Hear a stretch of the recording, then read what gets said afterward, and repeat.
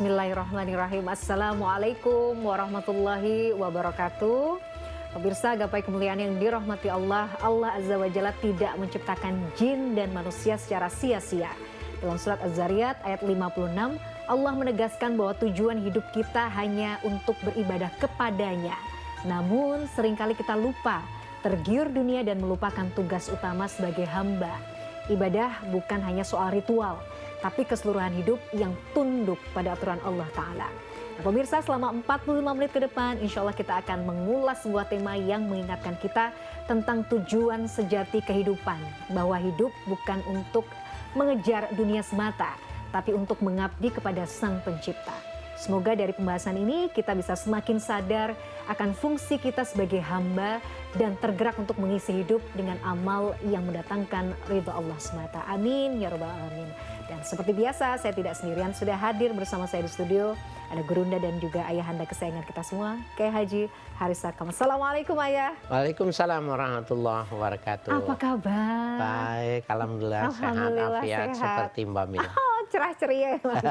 Agak tening-tening nih pulang dari kampung ya. Oh iya, jangan-jangan kolesterol tinggi. Ini kayaknya habis ini harus medical check up Pak Kiai. Pak Kiai kemarin liburan berarti di rumah aja atau sempat juga pelesiran? Ya, ada juga keluar kota. Ya, kayak anak liburan. Muda ya, selalu semangatnya muda. Amin, amin. Sehat selalu. Nah Pak Kiai, sebelum kita bahas, saya juga ingin mengingatkan bagi Anda pemirsa yang juga memiliki pertanyaan, Anda bisa mengirimkan pertanyaan Anda berupa video melalui nomor WhatsApp yang tertera di layar kaca. Nah Pak Kiai, pembahasan kita adalah soal tujuan penciptaan jin dan manusia. Kalau kita bedah sebenarnya dari surat Az-Zariyat ayat 56 ini, bahwa Allah tidak menciptakan jin dan manusia ini selain untuk beribadah kepada Allah. Sebenarnya kenapa ya secara khusus Allah kemudian menurunkan ayat ini? Kalau dibedah itu sebenarnya makna yang tersurat maupun tersirat itu seperti apa? Tafadhol Pak Kiai. Baik, bismillah walhamdulillah wassalatu wassalamu ala rasulillah amma ba'du. Para pemirsa, Mbak Mila yang saya hormati, ayat yang menjelaskan wa ma khalaqtul jinna wal insa illa liya'budun. Tidaklah aku ciptakan jin dan manusia kecuali untuk beribadah. Pertama, menurut ulama itu liya'budun itu aslinya liya'buduni aslinya itu. Ada ya mutakallim kemudian dibuang untuk menyembah diriku, itu yang pertama. Yang kedua, ulama tafsir seperti Imam At-Tabari, ya, Imam Qurtubi mengatakan walaupun disebutnya, jadi hadis ini menunjukkan makna yang umum. Jadi penciptaan manusia dan penciptaan jin itu kan umum tuh. Tetapi maksudnya adalah khusus. Ya, yang dimaksud dengan khusus itu maknanya wa ma khalaqtu ahlas sa'adati illa liwahiduni. Itu tafsirnya seperti itu. Tidaklah aku ciptakan orang-orang yang berbahagia. Ya, tidaklah aku ciptakan orang-orang yang berbahagia itu nanti di akhirat yang masuk surga illa liwahiduni, kecuali orang itu ketika di dunia itu dia mengesahkan aku. Nah, jadi sebutannya berlaku umum, tetapi yang dimaksud berlaku khusus. Liya'buduni, liwahiduni, artinya orang yang mengesahkan. Jadi sangat sederhananya itu begini, siapa saja kalau pengen bahagia dunia dan kebahagiaan di akhirat cuma satu. Akui bahwa yang menentukan segala sesuatu itu cuma satu. Kalau dia terpedaya, maka kamu jangan berharap ada sebuah sa'adah. Ya, kebahagiaan di ukhrawi itu nggak akan dia mendapatkannya. Masya Allah.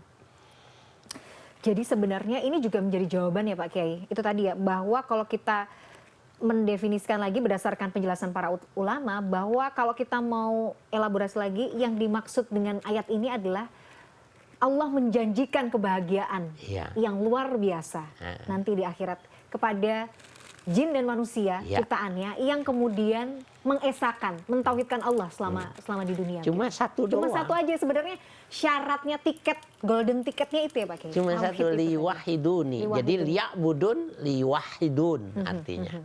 Esahkan Allah, selesai sudah. Oke. Selain itu sorry nih, nggak bisa nih, gitu ya bahasanya kan begitu ya Pak Kiai ya? Iya, bahkan ada satu riwayat Nabi mengatakan rajulun la ya'malu amalan qattu illa tauhid. Ada orang yang semasa hidupnya itu tidak pernah beribadah sedikit pun. Tapi tauhidnya benar, maknanya dia termasuk yuwahidun. Orang yang mengesahkan Allah gitu. Dia tahu itu yang maha kuasa itu Allah itu. Yang menciptakan Tapi nggak pernah ibadah. Nah, begitu. Gimana tuh Pak Kiai? Dia masih diselamatkan oleh Allah. Itu rahmatnya Allah tuh. Jangan terbalik, ibadahnya banyak. Tapi tauhidnya salah. Nggak ada ampun. Jangan juga asal ini ya, yang penting kan saya tauhidnya nih. Ya kalau masalah ibadah mah ya suka-suka saya lah. Yang penting saya secara tauhid jangan enggak gitu juga. Gitu. Salah paham juga. Jangan sampai ya gitu. Ya, Pak nih, okay. Ini benar nih, Mbak Mila mengingatkan saya.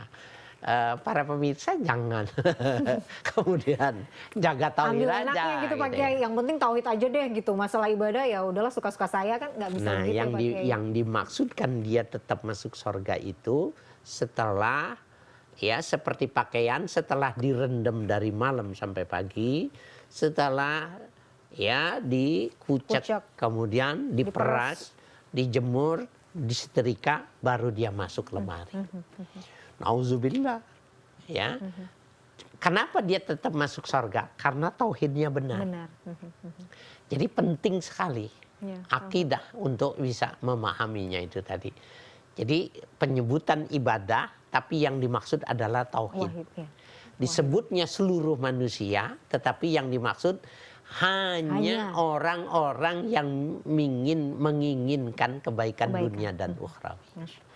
Masya Allah ya luar biasa. Pak Kiai, kita kan maksudnya karena kemudahan teknologi dan kemudahan informasi sekarang, artinya kan kita dengan mudah juga membaca, melihat berbagai macam sudut pandang ya di dunia inilah.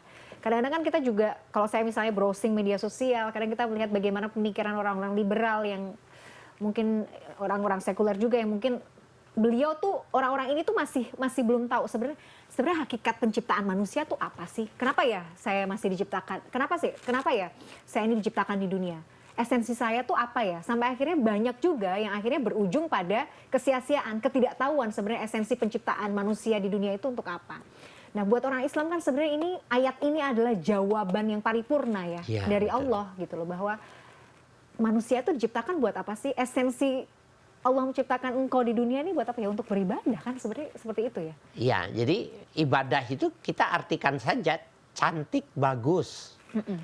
Jadi kalau Allah menciptakan kan fi ahsani taqwim kita nih. Udah paling bagus, paling sempurna gitu. Kemudian kita mampu melakukan, mempertahankan bagus dan cakepnya itu namanya ibadah. Kalau mau kita sederhanakan. Jadi kalau orang filsafat bisa memahami sebuah kebenaran, itu sebenarnya belum titik. Jadi akal, budi, apakah bisa untuk mencari sebuah nilai kebenaran? Bisa. Tetapi kebenaran itu tidak absolut. Karena dia ketika dia dihidup pada sebuah pandangan yang berbeda, yang filsafatnya tidak sama, dia akan absurd gitu. Nah, jadi kebenaran-kebenaran filsafati, kebenaran-kebenaran intelektual yang terus saja dia memacunya, dia akan sampai kepada kebenaran ya ilahi, kebenaran keagamaan. Jadi terus saja melakukan sebuah ya pencarian dan perenungan ya Pak. Ya, perenungan yang dalam dan mencari bimbingan bahwa dia akan mencari sebuah yang disebut dengan menjaga keelokan penciptaan. Menjaga keelokan penciptaan. Ya, jadi Mbak Mila sudah elok, sudah cantik, dijaga, menjaganya secara baik, itu namanya Mbak Mila sudah beribadah kepada Tuhannya. Jadi ibadah di sini, maksudnya definisi ibadah itu tidak hanya terbatas pada ibadah-ibadah ritual. Iya.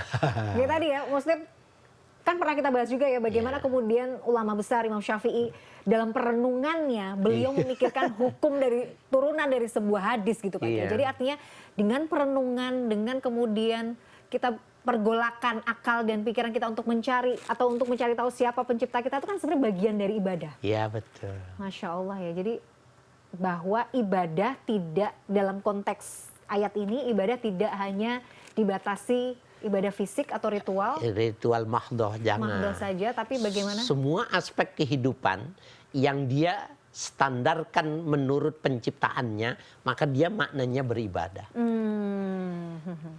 Nah bagaimana, tapi kan di sisi lain Pak Kiai, Allah itu juga, maksudnya gini, ketika misalnya orang tuh memulai pencariannya ya, untuk mencari sebenarnya esensi saya sebagai seorang manusia hidup di dunia ini apa, itu kan sebenarnya dalam proses mencari siapa penciptanya, Ya, siapa betul. Tuhannya gitu, sedang mencari proses pada jalan tauhid itu. Tapi kan pada akhirnya Allah juga menyampaikan dalam Al-Quran, Allah itu memberikan petunjuk bagi siapa saja yang dia kehendaki, dan begitu juga sebaliknya, menutup hati kepada siapa saja yang Allah kehendaki. Bagaimana kemudian kita bisa menyelaraskan itu? Jadi sebenarnya hak prerogatifnya tuh ada di Allah ya. Allah kehendaki siapa yang kemudian bisa mendapat hidayahnya, siapa juga yang enggak, itu sebenarnya tergantung Allah ya Pak Kiai. Iya, tetapi mesti dipahami juga bahwa hidayah itu dia tidak datang begitu saja. Okay. Jadi hidayah itu bukan hadiah. Hidayah itu bukan hadiah. Hidayah itu adalah sebuah capaian yang dilakukan dengan ikhtiar. Dengan terus-menerus ya. Ya, tetapi ada hidayah tambahan. Nah, hidayah tambahan itu yang disebut dengan hak prerogatif. Allah akan menambahkan petunjuknya. Karena dia selalu meminta setiap minimal ya 17 kali dia mengatakan ihdinas siratal mustaqim. Itu yang dilipat gandakan ditambahkan. Tetapi dengan ilmu pengetahuan, dengan filsafat, dengan nurani, dengan budi, kita bisa mendapatkan hidayah. Betul. Bisa. Jadi hidayah yang pada akhirnya Allah berikan, yang tanda kutip hak prerogatif yang Allah berikan itu sebenarnya dicapai tidak dengan serta-merta. Harus dengan ikhtiar kita sebagai manusia yang mencari. Harus dikejar. Harus dikejar dulu, baru Allah akan, Masya Allah. Mengerti Pak Kiai. Menarik sekali pembahasannya, tapi kita jeda dulu Pak Kiai. Pemirsa jangan kemana-mana, Gapai Kemuliaan masih akan kembali sesaat lagi, tetaplah bersama kami.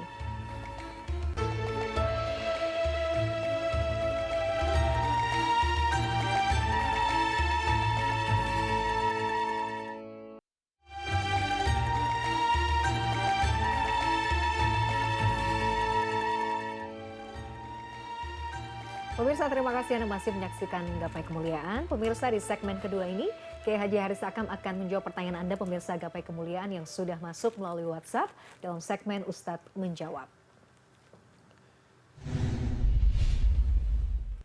Dan pertanyaan kali ini yang sudah masuk datang dari Mbak Aini yang merupakan seorang mahasiswi. Mari kita simak bersama pertanyaannya. Bismillahirrahmanirrahim. Assalamualaikum warahmatullahi wabarakatuh. Perkenalkan, nama saya Aini. Saya seorang mahasiswa semester akhir yang sedang menyusun skripsi. Dan kesibukannya saat ini adalah mengajar, menjadi teman belajar ngaji anak-anak. Saya ingin bertanya di kajian tematik CNN TV tentang penciptaan jin dan manusia. Penciptaan jin dan manusia itu sama-sama diciptakan untuk beribadah. Nah, pertanyaan pertama, arti daripada ibadah itu sendiri maknanya seperti apa? Apakah terbatas hanya pada sholat, mengerjakan amal-amal baik seperti itu, atau mempunyai makna yang lebih luas lagi? Kemudian yang kedua, ketika manusia ataupun jin sudah menjadi muttaqin, apakah kemudian nanti jin dan manusia akan mendapatkan surga yang sama? Sekian yang dapat saya sampaikan, semoga saya bisa mendapatkan jawabannya. Terima kasih. Wassalamualaikum warahmatullahi wabarakatuh. Waalaikumsalam warahmatullahi wabarakatuh. Terima kasih Mbak Aini.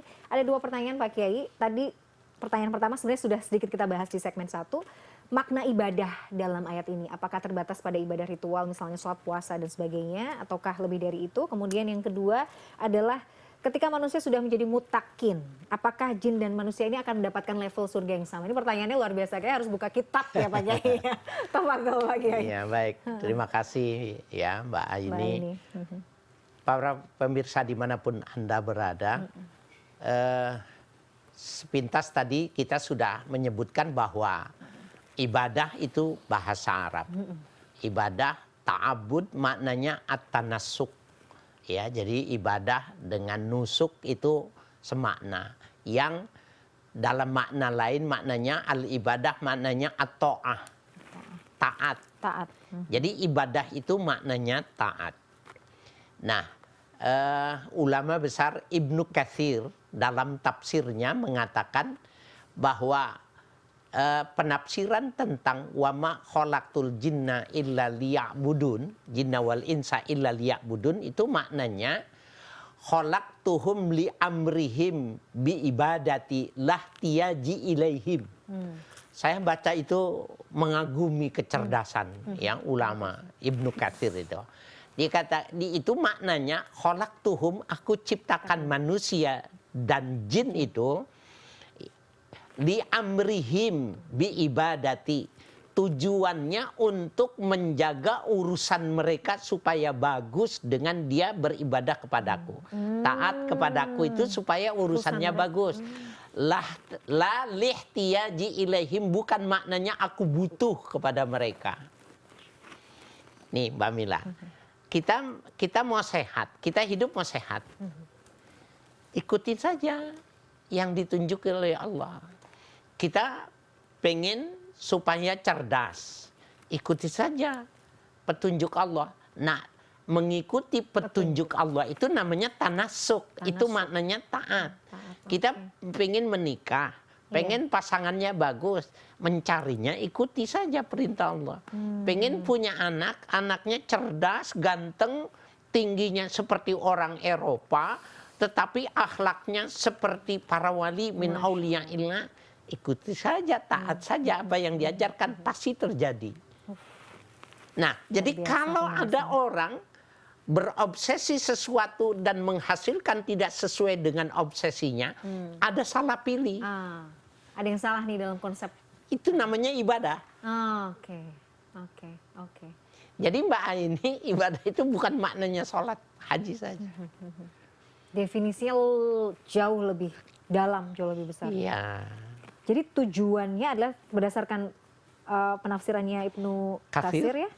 Tujuan adalah menjaga segala urusan mereka sebenarnya, manusia ini, dan jin itu dan tadi jin ini, untuk supaya tetap bagus. Demi kebaikannya kita ya. Demi kebaikan kita, caranya taat saja. Jadi dengan ibadah kepadaku maknanya taat. Dengan taat saja yang aku tentukan. Jadi ikuti saja buku petunjuknya, pasti bagus. Kan ada orang bilang gini, kok anakmu nurut semua sih dah? Kok anakmu semuanya bisa hafal Quran? Coba aja koreksi saja. Pasti yang ini mengikuti konsep Al-Quran, yang ini enggak. Betul. Itu sudah menjadi itu namanya ibadah. Oke. Ini luar biasa ya pemikiran yang ulama tuh bagi. Maksudnya cerah, hebat sekali. Dalam gitu. Luar biasa dalam sekali. Jadi tidak hanya soal ibadah tuh, sholat, puasa, zakat, bukan. Makanya kita senang dengan pertanyaan. Mbak ini ya. Ini harus kasih reward ini. Pertanyaannya tolong bagus. pemangku program bisa nih. Siapa tahu pakai biasanya kan dapat tiket umroh gitu kan. Iya, insya Allah nanti ditunggu di Jeddah. Oh, ditunggu aja di Jeddah. Iya. Masya Allah, baik. Jadi, dan itu tadi, bukan Allah yang butuh, kitanya yang butuh. Iya. Kitanya yang butuh, Masya Allah. Bukan, la lihtiyaji ilaih. Bukannya aku butuh sama mereka. Kita yang butuh demi kebaikan kita. Demi kebaikan, Masya Allah. Nah, yang kedua pertanyaan, soal kalau kita sudah menjadi mutakin, apakah derajat surga kita nanti dengan jin itu juga sama, Pak Kiai? Ya. Ini adakah ulama yang membahas tentang hal ini? Ada, Imam Al-Qurtubi mengatakan, al-jinnu mukallafuna mislana. Jin itu dia terbebani hukum seperti kita. Hum yusallun, mereka itu salat. Wa yasumun, mereka itu berpuasa. Wa yahujjun, dan mereka itu berhaji. Oh iya Pak Kiai. Wa yu'allimun, dan mereka itu belajar dan mengajar. Ini Mbak Mila, kita belajar sekarang ini di sekeliling kita ini banyak jin muslim yang ikut belajar. Para pemirsa yang sedang memperhatikan CNN itu sedang belajar dengan kita ini. Sebenarnya di samping Bapak Ibu sekalian itu ada orang yang sedang menonton. Jadi CNN bukan itu orang yang tahu kayak jin gitu. Iya jin. CNN itu bukan cuma disenangi oleh manusia. Betul, Masya Allah. Bangsa jin juga, jin muslim yang mau belajar gitu kan. Karena dia wajib belajar, belajar sholat, belajar haji, semuanya haji. Nah, apakah sorganya, apakah sorbannya akan sama? Nah, jawabannya seperti ini. Menarik nih. Bayangkan kalau seandainya dua makhluk karakter yang berbeda dikasih rezekinya sama. Mbak Mila makan potong ayam, potong daging, bikin sop, tutup gitu. Maka ketika mau dimakan suami sama anaknya sudah habis, diambil oleh jin. Karena jin bisa melihat kita nggak bisa melihat dia. Jadi nggak mungkin kita satu coupling. Betul. Ya. Sangat logik. Nah, kemudian salah satu yang dilarang di dalam sejarah tentang hukum Islam itu, bahwa larangan Nabi lastanja birraus wal izam, larangan beristinja dengan kotoran yang memfosil dan tulang. Oh iya, betul. Ya, jadi tulang itu yang berserakan nggak boleh, maaf nih, nggak boleh dipipisin. Ya, kemudian benda-benda yang sudah fosil nggak boleh dikencingin, karena itu makanan jin.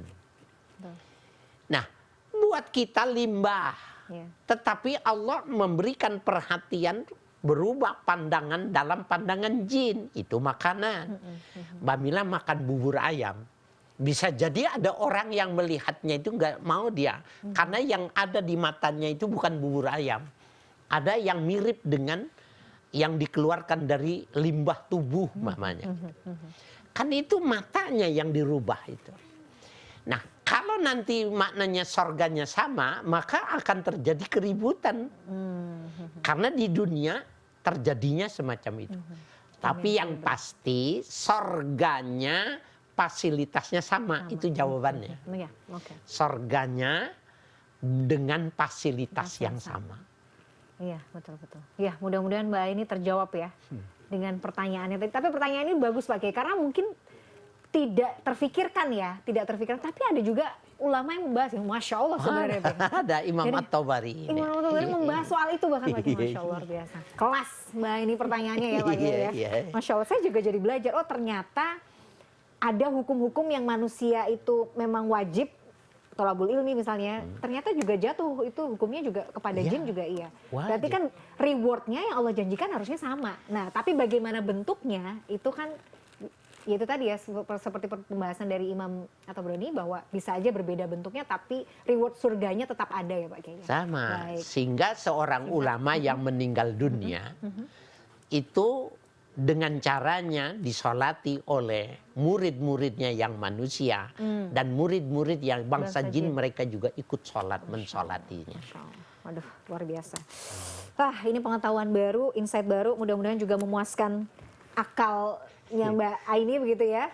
Kita akan lanjutkan pembahasan kita Pak Kiai, tapi kita jeda dulu. Pemirsa jangan kemana-mana, Gapai Kemuliaan masih akan kembali sesaat lagi, tetaplah bersama kami.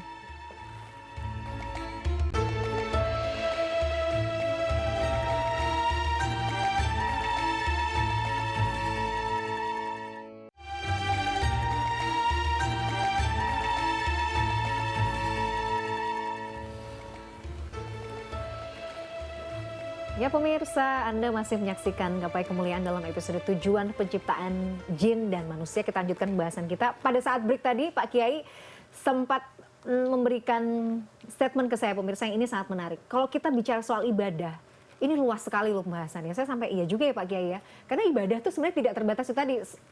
Dari segmen 1, segmen 2 nggak selesai-selesai kita soalnya ngebahas tentang ibadah. Definisi ibadah aja. Karena ibadah kan bukan masalah itu tadi ibadah mahdhah, ritual mahdhah saja. Tapi setiap gerak-gerik tubuh kita itu bisa dimaknai dengan ibadah. Bagaimana kemudian kita bisa memperluas perspektif dan wawasan kita dalam memaknai ibadah. Sehingga mungkin peluang kita untuk mendapatkan pahala, peluang kita untuk mendapatkan kebaikan itu menjadi jauh lebih besar. Iya, bahkan dijamin kalau kita menggunakannya secara baik dan benar, benda itu tidak akan berkurang. Jadi kan umur itu hitungannya nambah, tetapi kualitasnya turun. Tapi sebenarnya kalau dia bersyukur enggak. La azidannakum, aku akan tambahkan. Jadi ada rezeki yang timbul, rezeki itu ketika kita bersyukur. Nah, bersyukur itu ulama merumuskan itu sorful abdi jami'a ma an'amallahu alaihi li ajli. Ketika mendaya gunakan pemberian Allah sesuai dengan pemberian. Nah, mendaya gunakan pemberian sesuai dengan tujuan pemberian. Itu namanya bersyukur dan itu yang namanya ibadah. Jadi kalau umpamanya kita jalan nengok ganteng, nengok cantik, kemudian kita tahan gitu. Dia sedang beribadah. Oh, bukan malah dipantengin terus. Sampai lehernya bisa patah tuh. Iya, dia sedang beribadah. Maka kecerdasan matanya itu akan ditambahkan. Betul lagi. Betul. Ya. Betul. Jadi kecerdasannya bertambah terus.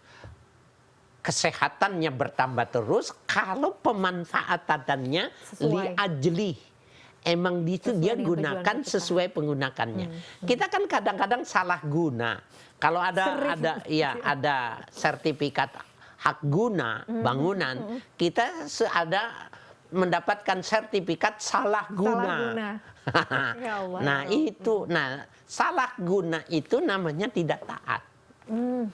Oh, ya Allah, astagfirullahaladzim. Betul. Tidak taat. Dan dia nanti kualitasnya menurun kalau nggak taat itu. Tapi kalau dia taat, enggak, naik. Jadi sebenarnya simple ya. Maksudnya simple tapi sulit. Maksudnya bukan sulit, tapi tantangannya tuh besar. Jadi artinya gitu. Makanya ya, Allah menciptakan pandangan. Kayak tadi Pak Kiai sampaikan, Allah menciptakan pandangan. Allah kan yang suruh jaga pandangan. Iya kan? Nah kalau kemudian kita nggak jaga, karena tadi salah guna, kita lihat yang bukan hak kita, kita lihat yang haram, udah pasti nggak akan benar. Iya kan? Betul. Jadi impact-nya tuh sebenarnya kembali lagi, setiap keburukan yang kita lakukan karena atas dasar ketidaktaatan kita kepada Allah, maka keburukan itu akan justru kembali kepada kita. Bukan karena Allah bukan karena Allah jahat, ya karena kitanya sendiri nggak taat ya, Pak Kiai. Iya, makanya di setiap tubuh itu ada chip dan dia yang mencatat. Kenapa aku bisa gini? Ya dulu, maka dia akan bercerita dulu kamu lihat ini bener kan gitu. Jadi kita nggak bisa bohong karena yang mengatakan itu tubuh kita, bukan lidah kita. Jadi pengakuan yang jujur ketika dilakukan oleh anggota tubuh kita, itulah sebuah pengakuan kejujuran. Nah berarti Pak Kiai, kita itu harus pandai-pandai menghisap diri nggak sih Pak Kiai? Maksudnya gini, kadang-kadang, ini kenapa ya hidup saya belakangan ini kok terasa kacau. Misalnya Pak Kiai, kok rasa-rasanya anak jadi nggak nurut, suami di rumah bawaannya maunya emosi mulu, berantem mulu. Apa nih yang salah? Berarti kita tuh memang harus rajin muhasabah, rajin menghisap diri kita sendiri nggak sih Pak Kiai? Siapa tahu kita ada hal yang kita nggak taat gitu loh kepada Allah sehingga berakibat pada mungkin lingkungan sekitar kita. Betul nggak demikian Pak Kiai? Iya, ada malaikat rahmat. Itu melempar rahmatnya itu dilempari dari jauh, dari rantaran tubuh kita ini mengeluarkan aroma busuk. Jadi kita kalau ketiak kita bau, kotoran kehidupan ini bagus, kemudian kita mandi, maka kita sudah bisa menghilangkan itu. Tapi aroma busuk dari tubuh manusia itu orang tidak bisa tahu karena kita menggunakan pasta gigi, tapi malaikat tidak bisa mendekat. Kenapa? Bau. Nah, kalau malaikat tidak mendekat, itu maknanya suami kita juga malas mendekat. Anak kita enggan mendekat. Cuma karena dia butuh saja. Dia masih sekamar. Dia masih dalam pangkuan kita. Tetapi sebenarnya kalau disuruh memilih, dia sudah tidak memilih lagi. Itu yang mesti kita koreksi itu. Jangan-jangan kita itu indah, bagus itu cuma fisiknya saja. Ya Allah, betul. Nah, jadi mengoreksi bagaimana yang sifatnya metafisika, kesucian bersih. Qad aflaha man zakkaha wa khaba man dassaha. Itu beruntung orang yang membersihkan. Itu bukan cuma tubuhnya saja. Beruntung, ya Allah, itu tuh selalu kita baca, tapi kita tuh kadang karena itu ya tidak dalam. Wa khaba man dassaha. Rugi orang yang tidak membersihkannya. membersihkan salah satunya dengan itu Pak Kiai. Akhirnya Ya. kita merenungi kira-kira ada yang salah nggak ya. Kalau gitu, kotor ada badan kita mandi, kalau kotor jiwa, hati kita zikir. Dikit. Dengan zikir itu bisa bersih. Malaikat senang. Maka suami kita juga terbawa senang. Anak kita terbawa senang. Saya tuh pernah membaca ya Pak Kiai dan mendengar gitu ada kajian gitu yang menyatakan bahwa sebenarnya ketika kita merasakan ketidakseimbangan atau ketidaknyamanan dalam lingkungan sekitar kita, itu artinya bahwa coba deh cek hubungan kita sama Allah tuh kayak gimana. Karena kalau udah hubungan kita sama Allah tuh berantakan, jauh, nggak harmonis lah bahasanya gitu ya Pak Kiai. Itu sudah sunatullahnya, memang lingkungan kita tuh akan nggak nyaman lah sama kita. Memang betul demikian ya Pak Kiai. Betul, bahkan ada yang disebut dengan orang Betawi bilangnya Semaran. Semaran, bukan kota di Jawa Tengah, Semarang. Bukan. Semaran. Jadi ada orang kita ketemu sama dia seperti ketemu sama ular. Kita pengennya mukul aja. Kemudian kita bilang gini sama dia, sebenarnya kamu salah apa sih dalam pandangan saya? Tapi kok saya nggak suka ketemu sama kamu. Nah itu Semaran. Jadi bawaannya auranya tuh nggak enak aja gitu ya Pak Kiai? Aura. Semaran itu aura. Aura tubuh kita itu sama dengan fisik kita ketika kita selesai bekerja. Maka kita berkeringat, bau, kumus, maka lusuh, maka tubuh kita juga, jiwa kita seperti itu. Aura kita itu akan disenangi oleh malaikat. Dan pada akhirnya bila itu berakumulasi selama, manusia juga tidak suka. Nah itu tadi, kenapa ya saya deket aja nggak suka sama orang ini. Baunya mau mukul aja. Sedih banget ya kalau dibilangnya Semaran ular. Oh, Semaran ular. Iya. Ada orang Semaran putri. Dia kalau ketemu tuh bawaannya seneng aja, mau ngasih aja, mau memberi aja. Boleh. Gitu. Oh ada juga kayak gitu ya Pak Kiai, bawaannya seneng, nyaman, dan dekatnya ya itu. Berarti sudah bener, petnya sudah bener ya Pak Kiai. Sudah di queue Pak Kiai, kita harus jeda dulu. Padahal lagi asik-asiknya ya ngobrol ya. Nanti kita bahas lagi. Pemirsa jangan kemana-mana. Gapai Kemuliaan masih akan kembali setelah jeda yang satu ini.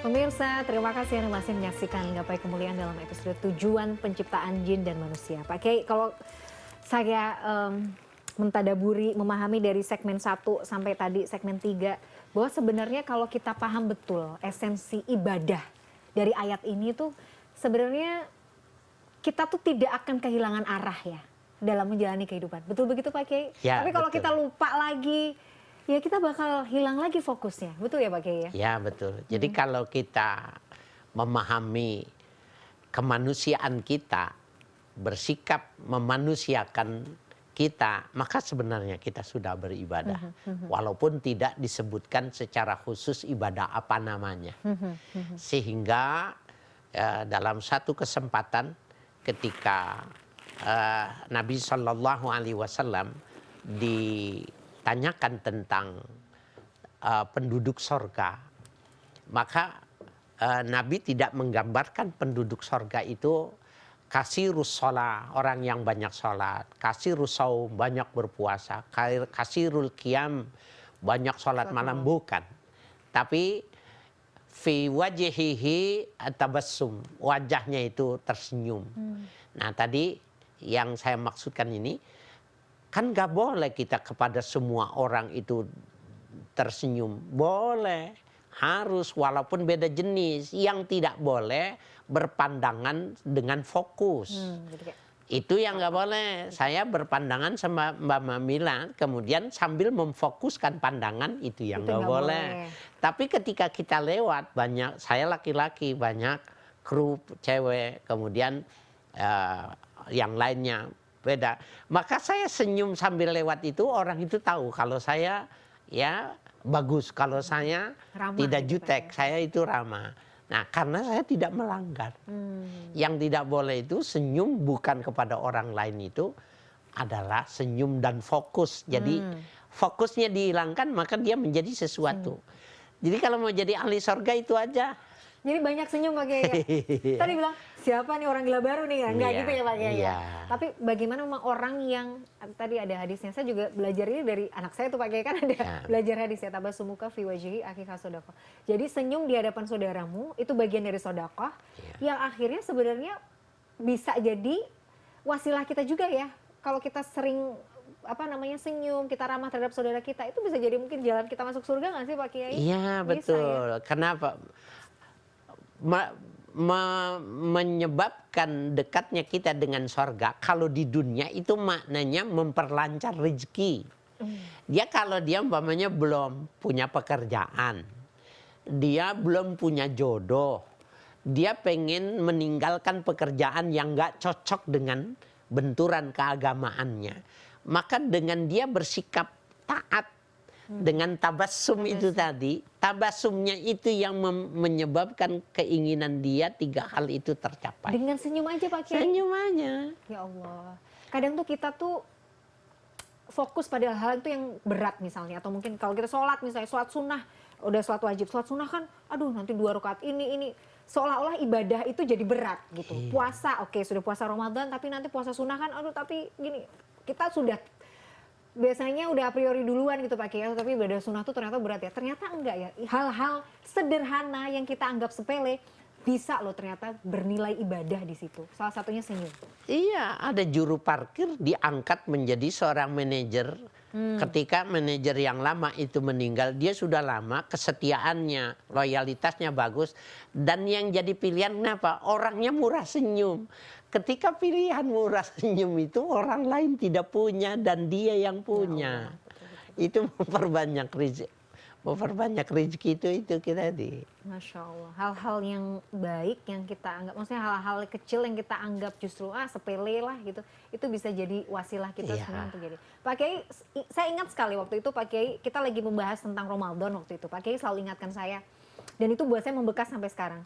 Coba deh Mbak Mila lakukan di rumah atau di antara mungkin ketemu teman-teman, saat ketemu teman-teman di rumah makan nih, selalu dahulukan kasih makanan ke yang lain, ke suami misalnya, ke anak, ke teman. Itu buat saya tuh, itu kan hal sederhana sepele sekali.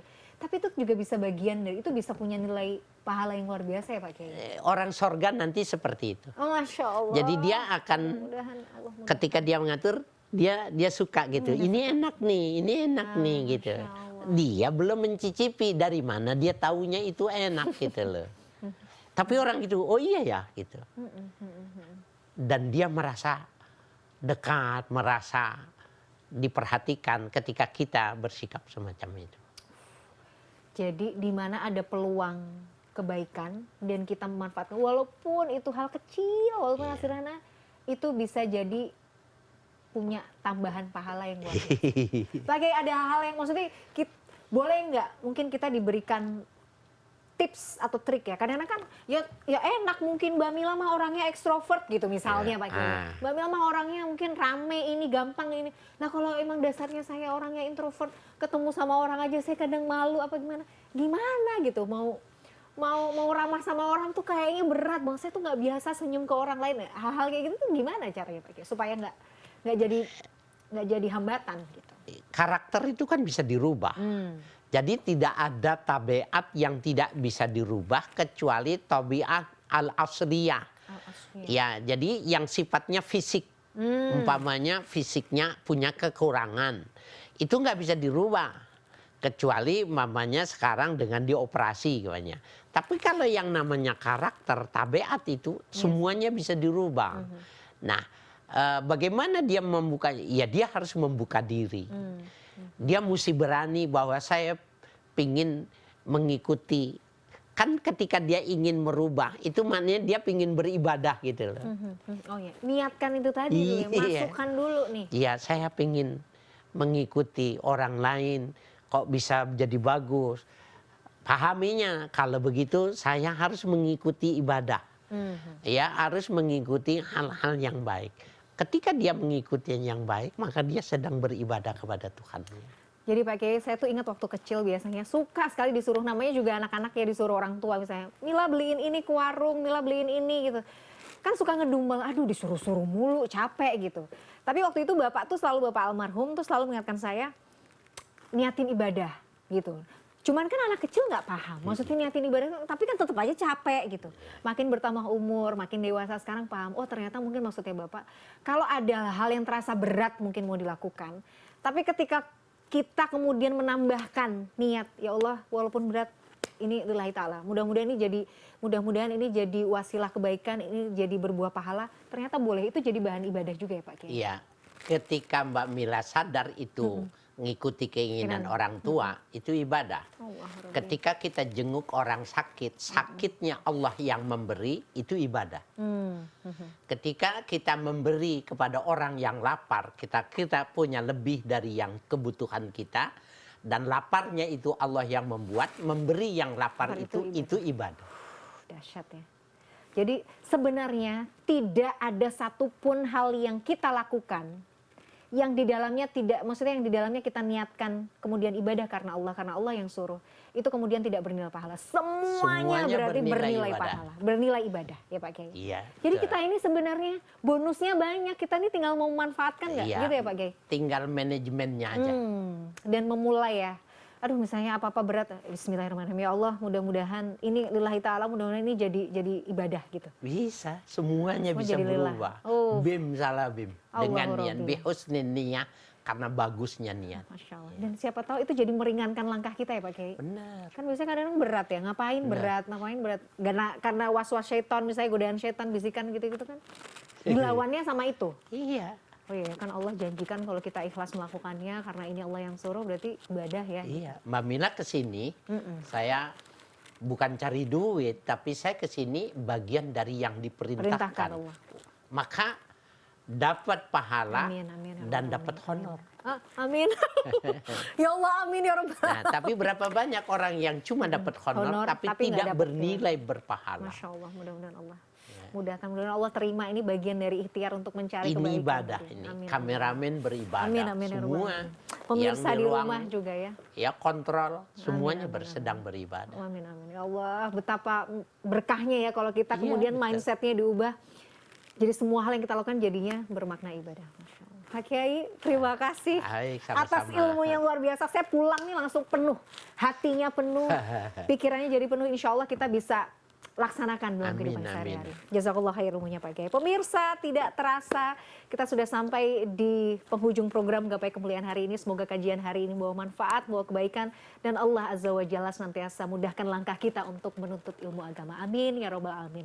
Terima kasih atas perhatian Anda. Saya Miladia Rahma dan juga Kiai Haji Harisaka undur diri. Insya Allah kita akan jumpa lagi pada episode yang akan datang. Subhanakallahumma wa bihamdika asyhadu an la ilaha illa anta astaghfiruka wa atubu ilaik. Wassalamualaikum warahmatullahi wabarakatuh. Sampai jumpa. Terima kasih. Waalaikumsalam warahmatullahi wabarakatuh.